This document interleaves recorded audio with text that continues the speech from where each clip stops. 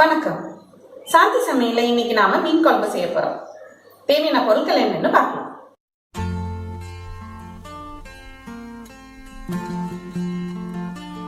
மீன் குழம்பு செய்யறதுக்கு 1/4 கிலோ மீனை வாங்கி துண்டு பண்ணிக்கோங்க. அதை நல்லா சுத்தம் பண்ணி எடுத்துக்கோங்க. 1 டேபிள்ஸ்பூன் தேங்காய் எடுத்துக்கோங்க. 1/2 எலுமிச்சம்பழம் அளவுக்கு புளி எடுத்துக்கோங்க. அதை நல்லா கரைச்சி ஜூஸ் எடுத்து வச்சுக்கோங்க. 2 டேபிள்ஸ்பூன் குழம்பு மிளகாய் பொடி எடுத்துக்கோங்க. தேவையான அளவு உப்பு வச்சுக்கோங்க. காரத்துக்கு 3 பச்சை மிளகாய் வச்சுக்கோங்க. கொஞ்சமாக சின்ன வெங்காயம் எடுத்துக்கோங்க. மீன் குழம்புக்கு நல்லெண்ணெய் நல்லாயிருக்கும். 1 டேபிள்ஸ்பூன் நல்லெண்ணெய் எடுத்துக்கோங்க. தேங்காவை நல்லா அரைச்சிக்கோங்க. கடைசியாக சின்ன வெங்காயத்தை போட்டு தட்டி எடுத்துக்கோங்க. மீன் குழம்பு செய்கிற பாத்திரத்தில் குழம்பு மிளகாய் பொடி போட்டுக்கோங்க. தேவையான அளவு உப்பு போட்டுக்கோங்க. மிளகாவை போட்டுக்கோங்க. அரைச்சி வச்சுருக்கிற தேங்காவை அதோட சேர்த்துக்கோங்க. கரைச்சி வச்சுருக்கிற புளி கரைசலை அதோட சேர்த்துக்கோங்க.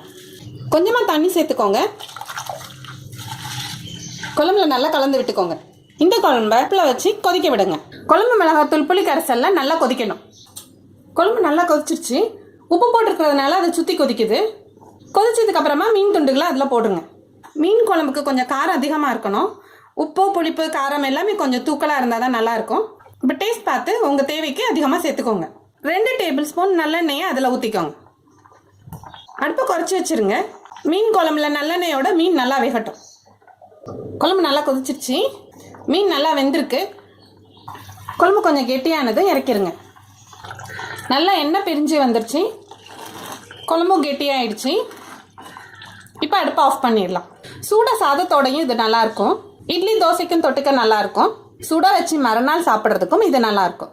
சமைச்சு சாப்பிட்டு பார்த்துட்டு எனக்கு கமெண்ட் பண்ணுங்கள். இந்த வீடியோ பிடிச்சிருந்ததுன்னா லைக் பண்ணுங்கள், ஷேர் பண்ணுங்கள், சப்ஸ்கிரைப் பண்ணுங்கள்.